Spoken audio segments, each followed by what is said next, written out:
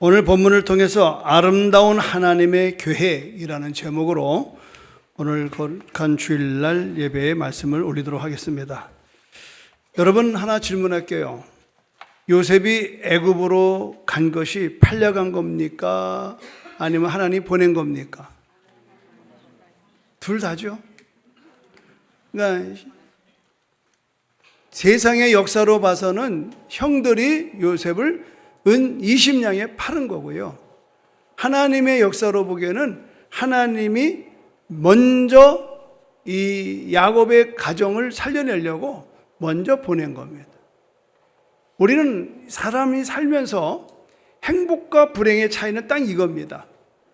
제가 이 말씀을 연구하면서 보니까 이 요셉을 통해서 하나님은 이 요셉의 가정을 기근 동안에 건져내려고 미리 보내셨습니다. 그러나 보내는 과정은 하나님이 그냥 어느 날 갑자기 쑥 갔다가 탁 갖다 놓은 게 아니라 인간사의 희로애락, 시기하고 질투하고 미워하고 어쨌든 이런 상황 속에서 푸석이 팔려갈 수밖에 없는 그런 여정 속에서 그는 그러니까 출애굽이 아니지 애굽으로 들어가는 거예요. 우리도 인생이 마찬가지예요. 내가 어쩌다가 제주도에 사노? 내가 어쩌다가 이런 영감택이 만나가지고 평생을 내가 사노? 내가 어쩌다가 낳았다고 난 새끼들이 이 모양인고? 이것 때문에 우리는 스트레스를 받는다. 근데 내가 이 성경을 보니까요, 요셉이 부당한 신세가 돼도 어떤 상황에서도 그는 거기에서 원망불평한 적이 없어요. 팔려갈 때도 형들한테 그럴 수 있어? 아무리 성경을 내가 수백 번 봐도 그런 말이 없더라고. 그거 참 이상하대요. 그래도 보디발 집에서 잘 있잖아요. 보디발 집에서요, 하나님 모시듯이 상전을 모셨어요. 정말 그렇게 믿어지면 아멘 하시기 바라면. 쉬운 거 아니잖아요. 어떻게 여러분 이렇게 할 수 있느냐고. 17살 때 채색 옷을 입고 정말 아버지 앞에 존귀한 사랑을 받았던 요셉이 형들의 시기와 질투와 미움을 받고 그는 애굽으로 팔려가는 거. 그런데 팔려가는 현실 속에서도 요셉은 흔들림이 없었습니다. 더 기가 막힌 것은 워낙 요셉이 준수하게 잘생기니까 보디발의 아내가 남편만 없으면 밤마다 심부름을 시키는 척하면서 자기 방에 불러들여서 하룻밤 같이 지내자는 거예요. 성경에는 날마다라고 되어 있습니다. 어쩌다가 아닙니다. 거기 있다간 정말 일 나겠다 이 말이죠. 하나님이 요셉을 감옥으로 집어넣어요. 왜냐하면 감옥까지 그 여자가 따라오진 않거든. 잘 들으셔야 돼요, 여러분. 지금 여러분이 시달리는 상황 속에서 부득이 이사갈 수밖에 없다. 가라 이 말이에요. 하나님의 계획이 어쩌는지 몰라요. 제가 기억으로는 우리가 31살 때인가 하여튼 아버님이 소천하셨어요. 장례 잘 치렀습니다.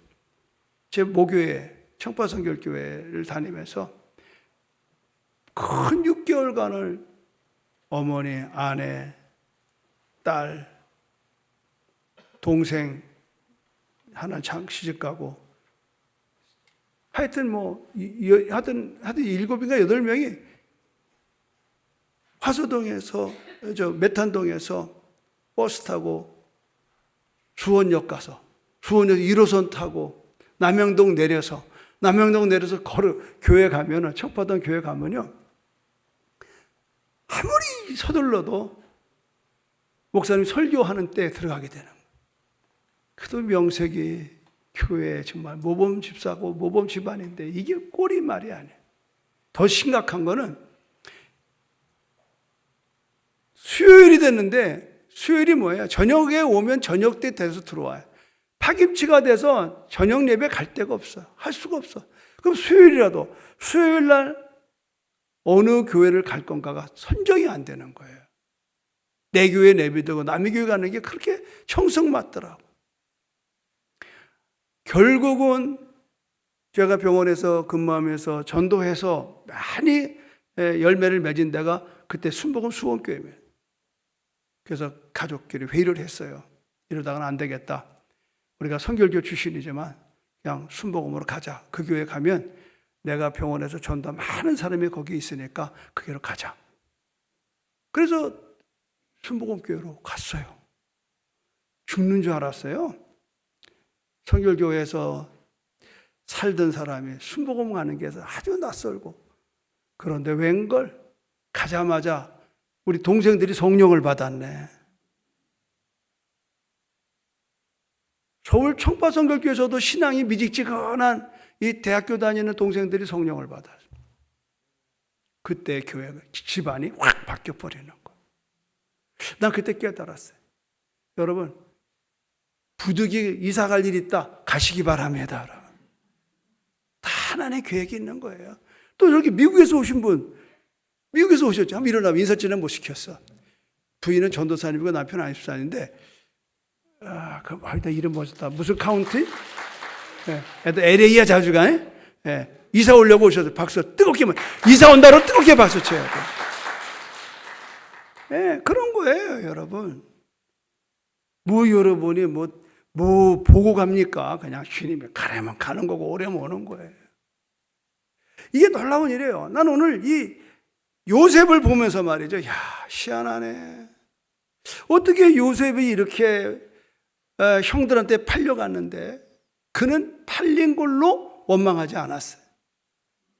성경은 이렇게 말합니다. 자, 5절을 한번 보십시오. 5절 시작. 당신들이 나를 이곳에 팔았다고 해서 근심하지 마소서, 한탄하지 마소서. 하나님이 생명을 구원하시려고 나를 당신보다 먼저 보내요. 그러니까 사람들이 볼 때는 팔린 거야.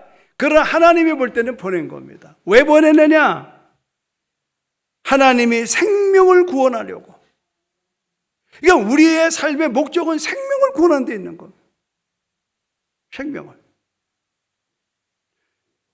아마 이 부분에서 제가 자식이 말할 수 있습니다. 내가 이 제주도로 보냄을 받았기 때문에 안윤왕 집사님 내가 구원받은 거예요. 최근에도 이런 역사는 계속 일어나고 있습니다. 약천사 건축하시는 위원이었습니다, 저분이. 33년 전에. 그 동네에도 대포 감리교회가 있고요. 중문에는 100년 된 중문 장로교회가 있습니다. 그 틈바구니에 우리 교회가 순복음 남재주교회라고 그냥 3층 상가 하나 빌려가지고 교회가 시작되는. 오픈하자마자 그 다음 날 하나님이 안윤환 집사님의 가정을 저를 보내셨어요. 그리고 그 가정에 귀신을 쫓고 저분들이 예수를, 그래서 우리 교회 최초의 제주 1호 신자예요. 그 다음에가 김창홍 집사님입니다. 알코올 중독으로 예래동에 다 페인됐다시피 됐는데 하나님께서 또 그 가정을 구원하시게. 책달동에는 우울증으로 3번 자살했던 여인이 구원받게 돼. 나는 그때 느꼈어요. 하나님이 나를 보내셨구나. 나는 아프리카 의료선교사로 가려고 준비를 했는데 하나님의 계획은 딴 데 있는 걸 알았습니다. 그래서 오늘 제 설교 제목이 딱 아름다운 하나님의 교회. 그 뭐냐면 사람의 생각으로는 가서 됐나 안 됐나 그러네. 근데 하나님의 계획으로는요, 되고 안 되고는 의미가 없습니다. 순종 자체가 복입니다. 아멘입니까? 오늘 요셉에게 통해서 하나님의 아름다운 계획을 이렇게 발견한다는 게 뭐예요? 그거 어떻게 알고 해? 팍 해가지고 딱 치고 가느냐, 동쪽이냐, 이게 아니잖아요. 하나님이 나를 보냈다라고 믿는 거예요. 아멘. 나를 만드신 이가 하나님, 나를 보내신 이가 하나님. 그러면 여러분 갖다 붙을 거 없는 거예요. 가면 되는 겁니다. 저는 정말 여기에 꿈에도 제주 올 생각을 안 했습니다. 그저 자나깨나 평생 내가 남은 여생의 삶을 아프리카 밀림에서 의료선교사하면서 복음 전하다 죽어야지 이렇게 하고 살아왔습니다. 그런데 제주도에 하나님께서 갑자기 보내서 이렇게 내가 33년 동안을 제주 땅에 있을 거라고는 상상을 못했어요. 그러나 하나님의 아름다운 계획이 여기 있는 것을 오자마자 비행기 안에서 확인했습니다. 비행기 안에서. 나는 너를 제주도로 보낸다. 그는 즉각적으로 비행기 안에서 하나님은 제주도에 복음을 위하여 나를 보내셨습니다 라고 썼습니다. 그게 1989년 10월 29일 날 카알 비행기, 난생 처음 탄 비행기 안에 저는 그때 마음을 결정을 했습니다. 그래서 서귀포에 온 지가 11월 1일 날 저 소라의 성에 우리 김시숙 장로님 사업장 소라에서, 그때만 해도 신혼여행 오면은 거기서 밥을 먹고 가야 신혼여행 온 거예요. 신방을 이강선 원내 신방 왔는데 그때 집사님 때 여자 김목성 권사님 집사님이 하고서 점심을 거기서 드셔버려요. 그때 제주시에 교회로 이분들이 왔다 갔다 하셔요. 그래서 거기를 갔는데 거기서 사진을 이렇게 찍게 됐어요. 따라온 운전기사 형제가 전도사님 기념입니다. 서귀포 처음 오셨잖아요. 사진 하나 찍는 말 박으래. 그게 박혔어요.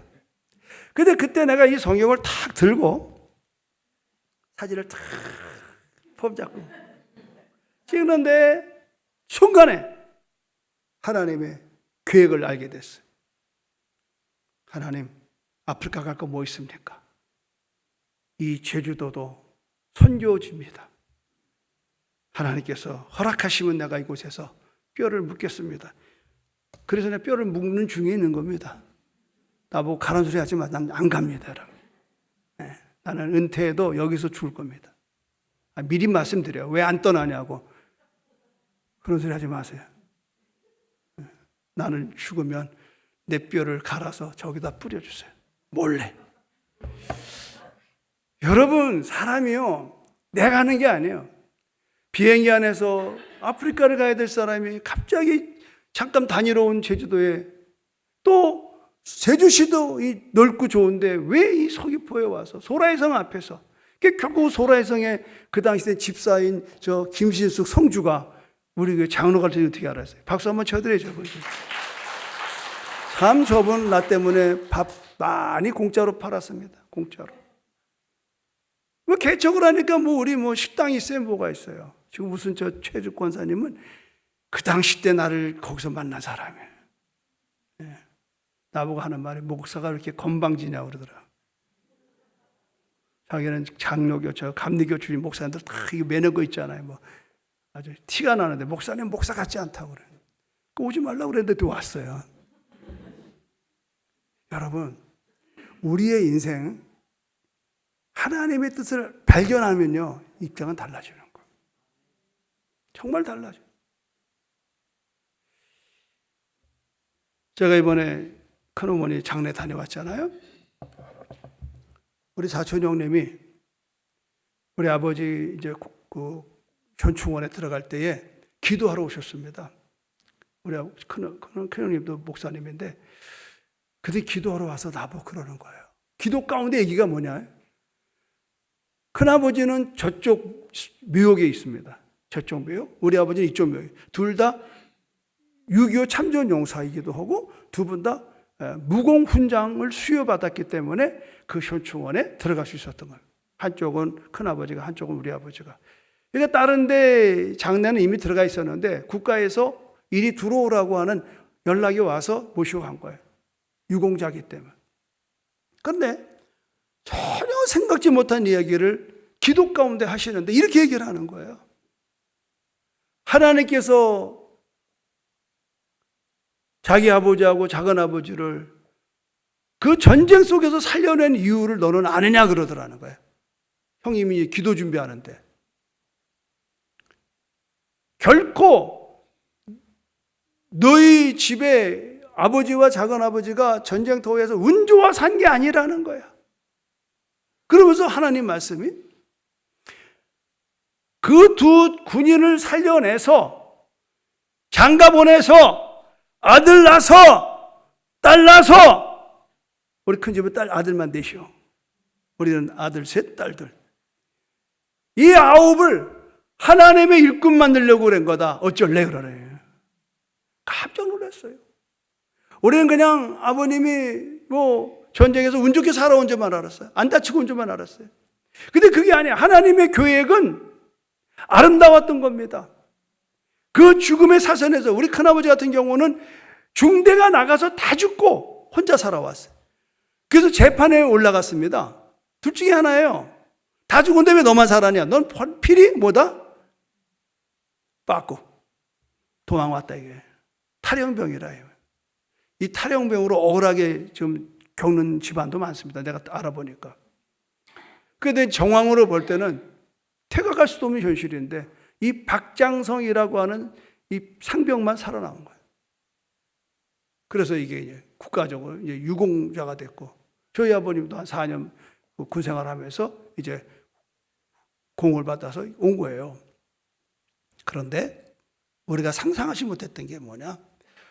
그 전쟁터에서 그 생명을 보존한 것은 그 시로 말미암아 주의 일꾼 만들어 구원의 복음을 전하려고 했다라고 주님의 음성을 들었다고 나한테 얘기를 하는 거야. 이거 어떻게 증명하냐고. 그러면 이럴 때는 중요한 거예요. 하나님이 하셨습니다. 다 같이 하나님이 하셨습니다. 그러면요. 이래봬도 내가 그런 사람이에요. 내가 그때 우리 아버지가 돌아가셨으면 여러분 이 땅에 이 교회는 없습니다. 물론 다른 목사가 와서 할 수 있겠지만 그러나 내 사역에서는 없는 거예요. 하나님의 아름다운 길을 하려면 어떻게 되냐? 첫째, 순종해야 되는 거예요. 요셉이 싫어요. 안 가요. 나 차라리 죽여주세요. 이랬으면 안 됐을 거예요. 그러나 순종했어요. 비록 8년은 가지만 그는 오늘 성경 말씀대로 하나님이 생명을 구원하시려고 나를 당신들보다 먼저 보내셨나이다. 하나님의 뜻을 깨닫는 것은요, 순종의 자리에 가서 아하 그러는 거예요. 아시겠습니까? 여러분 아신 대로 저는 신학하기 전에 상당히 그 사업하면서 재정의 어려움을 많이 겪었어요. 빚을 많이 지고 살았어요. 정말 내가 예수 잘 믿었거든요. 초등학교 때부터. 근데 하나님 어떻게 나를 형통하게 하셔야지. 이 젊은 박명일 집사가 사업을 하면 잘 되게 하셔야지 왜 이렇게 어렵게 만드냐고 말이죠. 정말 마음이 굉장히 힘들었어요. 말은 못했지만. 그게 딱 7년 걸렸습니다. 근데 하루는 새벽 예배 갔다 오는데 하나님이 이제 됐다. 너는 신학해라. 내가 내 일을 갚은다. 내 빚을 갚는데요. 와우. 그래서 얼른 신학을 했죠. 그때 빚을 하나님이 싹 갚아준 겁니다. 근데 나는 제주도 올 때는 몰랐는데 제주 딱 오니까 죄송합니다만은 그 30여 년 전에는 제주도 오는 분들은 젊은 사람들 오는 거 전부 다 빚 지고 오는 사람이에요. 쉽게 말해서 빚 못 갚고 그냥 견딜 수 없으니까 그냥 잠수 타러 제주도를 많이 왔습니다. 그런데 내가 와보니까 제주도가 만만치가 않은 것이에요. 특히 재정적으로 어려움 당하는 게 많더라고요. 그래서 제가 하나님의 계획을 그때 깨달았어요. 목회하면서. 첫 번에. 내가 왜 이렇게 재정적인 빚쟁이로서가 내가 7년을 살았나. 그렇게 안 살아도 될 내가 이 제주 땅에 빚진 사람들을 갖다가 잘 살게 만들어주는 일에 이 목회를 쓰려고 하시는구나. 그래서 다른 말 없어요. 예수 잘 믿으면 빚 갚는다고 그랬어요. 아멘. 네. 믿고 기도하면 빚 갚는다고 그랬어요. 그 첫 번째 혜택자가 정명원 장로입니다, 여러분. 피할 수 없는 진실입니다. 제가 올 때는 그분은 5년 동안에 와서 백합농사 하다가 쫄딱 망해가지고 하우스에 그 쳐놓은 파이프 그거 고물로 파니까 딱 어른표 둘, 애들표 둘, 비행기값 4표가 나와요. 그러면 대한통운 과장하다가 이제 퇴직금 가지고 와서 5년 동안 해서 폭삭망했습니다. 그래서 내가 찾아갔어요. 정 집사님, 당신도 원효로고 나는 만리동, 청파동 다 용산구 출신들인데 나보다 1살 선배더라고요. 우리 모교 학교 옆에 나왔어요, 그분이. 숙문인가 나온 것 같아요. 그래서 내가 내 말이 좀 어떻게 될지 모르겠지만 순복음교회 나와서 복 한번 받고 갈 때 가라고 그랬어요. 그래서 사람 말이 중요하더라고. 그때 이분이 정말 그 모태신앙, 장로교 모태신앙 교회 나오더라고. 그 앞전에는 장로교 다녔어요. 여기 5년 동안 있어도. 신앙생활 변변히 못했어요. 그래가지고 순복음교회 와가지고 예수 뜨겁게 믿고 잘하고 결국 말대로 돈 벌어서 갔다 이 말이죠. 얼마나 장로돼서 가가지고 얼마나 지금 서울에서 크게 충성하는지 몰라요. 여러분, 아름다운 하나님의 계획이 말이죠. 뭐 죽어 천당만 얘기하는 게 아닙니다. 더 놀라운 사실을 내가 말씀을 드릴게요. 보십시오. 9절을 보십시오. 9절. 당신들은 속히 아버지께로 올라가서 아뢰기를 아버지의 아들 요셉의 말에 하나님이 나를 애굽 전국의 주로 세웠으니 지체 말고 내게로 내려오십시오. 아버지의 아들과, 잘 보셔야 돼요 여러분, 아버지의 아들들과, 자기 형제들이죠, 아버지의 손자들과 아버지의 양과 아버지의 소와 아버지의 모든 소유가 고센 땅에 머물며 나와 가깝게 하소서. 이민 오라 이 말이에요. 옛날에 여러분, 여러분 형제자매들 다 여기 계신 어르신들 집안에 한 명만 미국 가보세요. 줄줄이 사탕입니다. 다 끌어갔습니다. 맨 처음에 부모부터 끌어가요. 그 다음에 형제자매 다 끌어가요. 그래서 미국의 이민 사회가 늘어난 게 그겁니다. 왜 그러냐? 그때는 한국에서 대학을 나도 직장이 없어 먹고 살 게 없는 겁니다. 근데 미국은 막 그냥 지천이야. 천국이야. 그러니까 미국 가는 사람들이 전부 다 조카들이고 다 끌어온 겁니다. 이게 이민사회 시작입니다. 그러나 놀라운 사실은 하나님이 그 사건을 통해서 오늘 미국에 지금 주지사도 한국 사람 나오고요. 국회의원도 나오고 말이죠. 이러다가는요, 한국, 아멘할 준비하시라고, 한국계 미국 대통령도 나올 줄로 믿습니다. 그러면요, 아멘하면 되는 겁니다. 그러면요, 그걸 디아스포라로 그러면. 제가 이번에 미국의 시애틀 가서 그 디아스포라 주빌리와 함께 이제 우리가 회의하러 가는데요. 제가 일부러 가는 거예요. 그래서 제가 분과가 뭐냐? 디아스포라 분과입니다. 근데 이런 얘기 하려고 하는 거예요. 여러분, 33년 전 제가 여기 올 때에는요, 난 신학교 3학년짜리입니다. 이 지역에 아무도 나를 관심 있어 본 사람이 없었습니다. 그러나 나는 하나님 보내는 확신을 갖고 제주 10만을 전도하고 세계 100만을 선교하는 위대한 하나님의 아름다운 계획을 품고 33년을 온 겁니다. 이게 여러분 그냥 우연하게 제가 무슨 뭐 연합회 회장을 하고 성시협 회장을 하는 게 아닙니다. 하나님의 아름다운 계획 가운데 하나가 있는 겁니다. 여러분 이거를 알면요, 환난이 와도 시련이 와도 쫓겨날지라도 안 떠난다 이 말. 그런데 이게 인간의 힘에 의해서, 인간의 인연에 의해서, 인간의 백그라운드에 의해서 오고 가고 그러면요, 결국은 무너지는 겁니다. 무너지는 거예요. 요셉을 통해서 가족만 구원합니까? 나라를 구원하잖아요, 여러분. 여러분 보십시오. 사도행전을 꿈꾸며 이루는 교회 다 같이 성령이 이끄시는 세상, 교회, 사람. 벌써 얼마나 오래전 붙여놨어요, 여러분. 하나님의 꿈을 실현한다는 것은요, 하나님의 꿈을 꾸는 걸로 끝나면 이루는 하나님입니다. 아름다운 하나님의 계획은 여러분을 통해, 여러분의 가문을 통해, 여러분의 후손을 통해서 이루어질 걸 믿으시길 바랍니다, 여러분. 지금 코로나로 인해서 다 힘들고 어려워요. 앞으로 이 사회는 저출산, 또 최고령, 초고령, 정말 심각합니다. 지금 여러분 근간에 영국에는 20년 동안 5천 개의 교회가 팔렸습니다. 미국도 지금 그런 추세 있고 곧 한국도 다가옵니다. 그걸 다 그러냐? 안 그렇다 이 말이야. 미래를 준비하면 되는 거예요. 미래를 준비한 사람의 것입니다. 제가 요새 굉장히 분석을 해봤습니다. 선교면 선교, 전도면 전도, 찬양이면 찬양, 교사면 교사, 성가대면 성가대. 최근에 옛날보다 더 교회가 든든히 서가는 걸 왜 그럴까 분석을 해보니까 15년 전으로 거슬러 가는. 아니고 그냥 18년 전 정확하게. 우리가 2003년부터 제자대학을 했습니다. 그때 전도된 사람들, 예수 처음 믿는 사람들이 18년 전부터 훈련을 받았습니다. 그들이 지금 우리 교회 장로, 권사, 안수집사, 각 부장, 성가대 쭉 있는 거예요.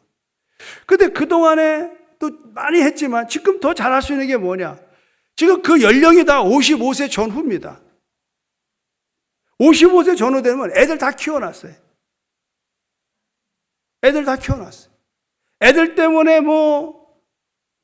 안달떨 게 없어요. 그러니까 50대 그룹이 우리 교회 중류를 이루고 있는 겁니다.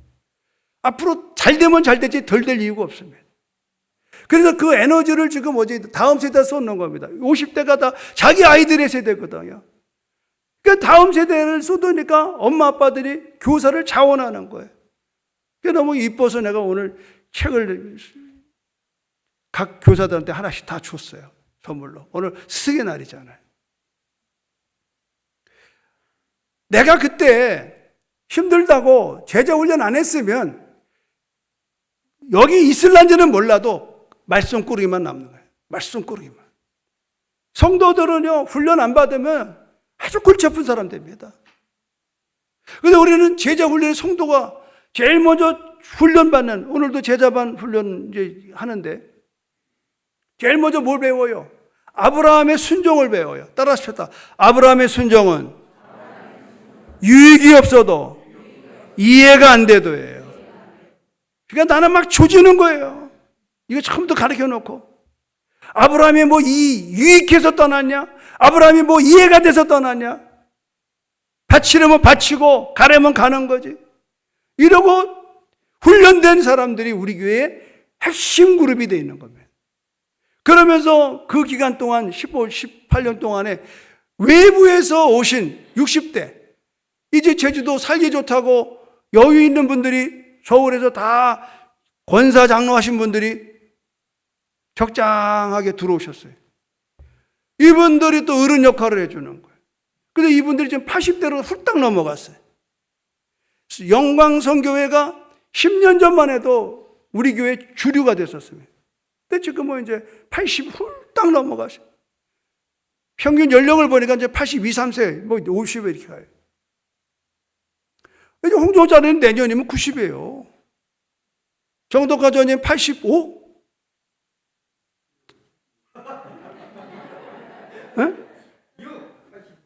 뭘 더 잡수려고 그렇게 애를 쓰세요? 참 더 희한하네. 그런 거예요. 왕년의 실력 선수들이 지금 넘어갔잖아요. 지금 여기에 또 따라가는 게 이강수 장로 그룹입니다. 지금 이강수 장로님이 이제 65세 이제 막 코앞에 와 있잖아요. 근데 그 자리를 잘 하고 있잖아요. 그 뒤따라 들어오는 게 뭐예요? 지금 우리 좀 얘기도 오태훈 장로님이지. 한갑 아직 안 됐나요? 내년이군요. 축하합니다. 그러니까 이게 이제 교회가요. 옛날에는 젊은이, 지금 젊은이가 다 늙은이 됐어요. 그냥 60은 늙은이가 아닙니다, 여러분. 앞으로 우리 교회가 준비해야 될 것은요, 다음 세대만 준비한 게 아니에요. 앞으로 이 50, 60, 70에 절대로 안 죽습니다. 앞으로 100세까지는 안 죽습니다. 내가 장담합니다. 홍정욱 장로님 100살 넘깁니다. 그냥 앞전에 나 이제 죽을 때 누구를 조사를 시켜라. 조사할 사람이 먼저 죽을 수 있어요. 그런 소리 하지 마세요. 세상 일은 아무것도 모르. 암만 안 걸리고 찰나. 지금 암 환자잖아요. 그래서 산다 이 말이죠. 지금 실질적으로 여러분 지금 55세 세대는 100세가 기본입니다. 55대 세대. 초고령화됩니다. 이제는 45%가 다 65세 이상입니다. 이제 나이 늙어서도 일하는 건 당연한 겁니다. 지금 우리 교회 여러분 지역활동센터 때문에 시니어 클럽, 일 하는 분들이 지금 우리 교회 얼마나 많습니까? 내 교회 와서 청소 몇 번 하고, 또박또박 70만 원씩 월급 받는 거 쉬운 거 아니에요? 난 그래서 홍정자는 관두면 내가 들어가려는데 내가 나이가 아직 안 되네. 얼마나 좋아요. 은퇴 목사가 청소하고 있으면서 또박또박 교회에서 은퇴 목사 월급 나올 거고, 또 시에서는 또 청소한다고 월급 나올 거고, 내 연봉 있지요. 또 고령연금도 30만 원 나오대. 굶어 줄이 없습니다. 잘 들으셔야 돼요, 여러분. 지금 내가 잘 나갈 때 수백만 원씩 쓰는 것을 내려놓으시고 이제 단돈 150만 원으로 살 궁리를 하셔야 됩니다. 그러 대신에 뭘 해야 되느냐? 사람이 잘 나갈 때는요, 교회 생활이 안 됩니다. 사업부에서 다 숫자석도 가야 되고 뭐 이런 게 많아요. 그러나 이제 우리 나이에는 어디 부를 데가 없어요. 밥 먹고 노는 일밖에 없다고. 이거를 동력화시키는 겁니다, 여러분. 아멘입니까? 동력화시키는 거예요. 세상 돈벌이는 나이에 관계가 되지만 하나님의 일은 나이와 상관이 없습니다. 나는 이미 여기에 계획을 다 갖고 있습니다. 앞으로 점점 우리 교회는 나이 든 분이 더 많이 올 겁니다. 지금도 많지만 더 많이 올 겁니다. 그렇다고 해서 젊은이 안 올 거냐? 젊은이 더 많이 옵니다. 왜? 우리 교회의 주일학교 청소년들을 잘 가르친다고 소문이 나면 이제 자기들의 하나 낳고 둘 낳고 이거 애기중지하고 있는데 얘네들이 영혼이 흔들리고 있는 거예요. 학원 보내서 서울대학교 못해요. 얘네들이 신앙생활이 엉망이면은 부모가 무슨 의미가 있냐 말이에요. 그러니까 우리 아이들의 신앙을 잘 가르쳐 줄 수 있는 강력한 교회를 찾아올 줄로 믿습니다, 여러분. 이것 때문에 여러분 이제 서울에서 이사까지 올 날이 온다는 말이죠. 그래서 대안학교를 내가 꿈꾸는 거예요. 그건 내가 하는 건 아닙니다. 그 전문가가 또 있어요. 우리는 땅만 저 뒤쪽으로 살 수 있도록 길만 터주면 되는 거예요. 거기에 3만 평이 들어온다고. 그러면요, 국내외적으로 오게끔 돼 있습니다. 이분들은 이미 금산이라는 곳에, 충청도 금산에 3만 평 땅에서 이미 하고 있고 대학도 거기서 할 수 있는 거예요. 근데 왜 이쪽으로 오느냐? 세계를 보는 거예요, 세계. 무비자를 보는 겁니다. 우리는 받아놓은 밥상이에요. 숟갈만 들으면 되는 거예요. 난 다만 여러분 이런 얘기를 이 시간에 하는 것은요, 미래는 미래를 준비하는 거예요. 지난주 설교가 뭐예요? 대비하시면 다 잊어먹었지? 망하지 아니하리라. 내가 여기서 여러분 대비하시면, 그럼 이쪽은 망하지 아니하라. 시작. 그래야 돼서 대비하시면, 시작. 명심하세요. 여러분의 개인적인 인생의 마무리도 그렇고 가정의 마무리도 그렇고 여러분 교회의 마무리도 그런 거예요. 내가 담임 목사로 있는 앞으로 남은 게 이제 4년 반 남았는데 4년 반 동안에 내가 해야 될 일이 바로 이거예요. 어른들은 어른들대로 마지막 마무리 100세 시대를 준비시켜야 되겠고, 또 이제 우리 반토막짜리 이 50대가 또 초고령화되는 이 시대를 또 준비시켜야 되겠고, 또 우리의 다음 세대 이들이 우리 교회 100년을 바라보고 준비시켜야 되는, 이거를 여러분 놓치면 안 됩니다. 오늘 나는 이 요셉을 보면서 너무 내가 감동이 오는 거예요. 요셉을 통해서 가족을 구원하는 게 아니에요. 백성을 구원하는 거예요. 백성을. 이게 하나님의 계획인 걸 믿으시기를 바랍니다, 여러분. 사랑하는 성도 여러분, 요셉은 어린 시절부터 하나님의 선하심에 대해서 이해가 됐고 충실하게 훈련을 받았기 때문에 가능해요. 근데 지난주 그랬잖아요. 아브라함의 하나님, 그러니까 아브라함의 하나님, 이삭의 하나님, 야곱의 하나님 3대에 걸쳐서 요셉은 영성 훈련을 받았어요. 그러니까 우리 할머니 할아버지들이 지금 어떻게 해야 돼요?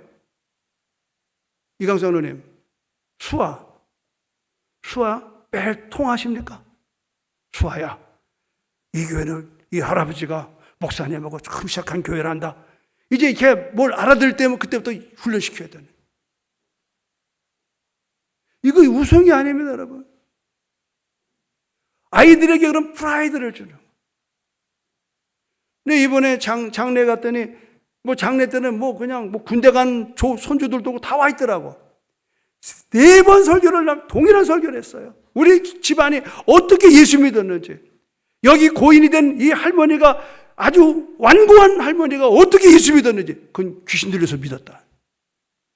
놀라는 거예요. 우리 할머니가 그랬냐고요. 그럼 니네 할머니 싸납잖아. 누가 전도하냐 니네 할머니를. 귀신이 쑥 들어갔다. 아주 고생했다.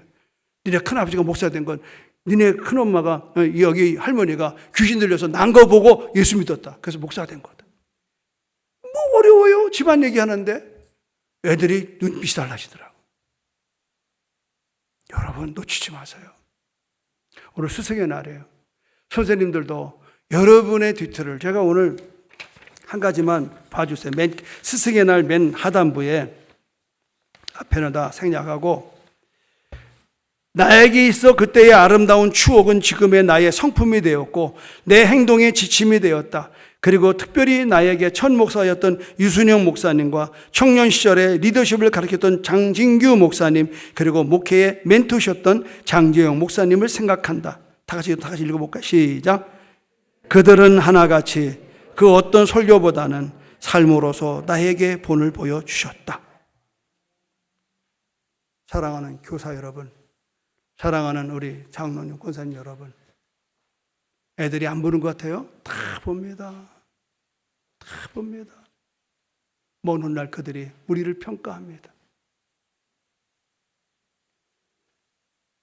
요셉은 부당한 때에도 자신의 처한 상황에 흔들리지 않았어. 억울합니다. 못 살겠습니다. 나 죽겠습니다. 하지 않았어. 왜 받아들였느냐? 하나님의 선하심을 그는 보았다 이 말이에요. 하나님의 선하심. 하나님을 사랑하는 자, 그 뜻대로 부르심을 입은 자들에게는 모든 것이 합력하여 선을 이루느니라. 선하신 하나님. 오늘 선하신 하나님이 나의 하나님인 걸 믿으면 아멘 하시기 바랍니다. 쉽게 방탕해질 수밖에 없는 상황에서도 그는 신실하게 순결함을 지켰다는 거예요. 요셉은 끔찍한 사건에서도 그는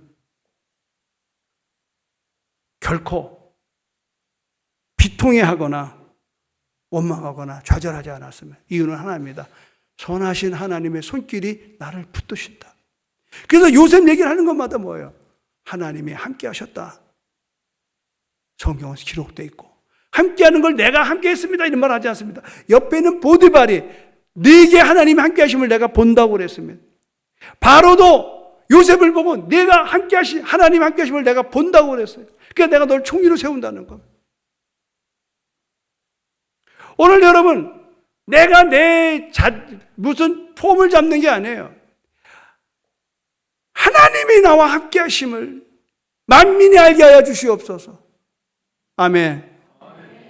오늘 여러분 이 말씀 붙들고 이 5월 한 달 동안 여러분의 자녀가 여러분들을 보고 있다는 것, 여러분의 교우들이 여러분의 일투조 일석을 다 보고 있습니다. 목회가 어려운 거는요, 노출되는 게 어려운 거예요. 그러나 쉬운 거는요, 말씀 따라 살면 되는 거예요. 넘어지고 자빠질지라도 선하신 하나님의 손길을 바라보면서 오늘도 묵묵히 가노라면 여러분의 자자손손이 여러분의 믿음을 본받아 여러분의 승리로운 가문 될 줄로 믿습니다. 고맙고 감사하신 하나님, 주님을 찬양합니다. 주의 은혜 가운데 오늘 아름다운 하나님의 계획을 깨닫는 자마다 오늘 이 말씀이 모토가 되어져서 이제 요셉처럼 부당한 때에도 자신이 처한 상황을 받아들이고 복종하며 인내했습니다. 그는 자신의 상관을 주께 섬기듯 섬겼고 나중에는 그 땅의 백성들을 충성스럽게 섬겼습니다. 쉽게 방탕해질 수밖에 없는 현실에서도 그는 신실하게 순결을 지켰습니다. 요셉은 끔찍한 사건들을 겪을 때에도 비통해지기보다는 기꺼이 하나님의 선하심을 바라보며 묵묵히 그 자리를 지켰습니다. 하나님, 오늘 요셉의 이야기가 마지막으로 이제 창세기가 끝나는데 오늘 요셉의 이 이야기는 형들은 그에게 악으로 베풀었으나 하나님은 악을 선으로 바꾸신 분임을 알고 우리의 삶이 어떤 모양의 어떤 모습으로 있든지 간에 하나님을 경배하며 찬양하며 나가는 이 5월 되게 하여 주시옵소서. 예수님의 이름으로 기도합니다. 아멘.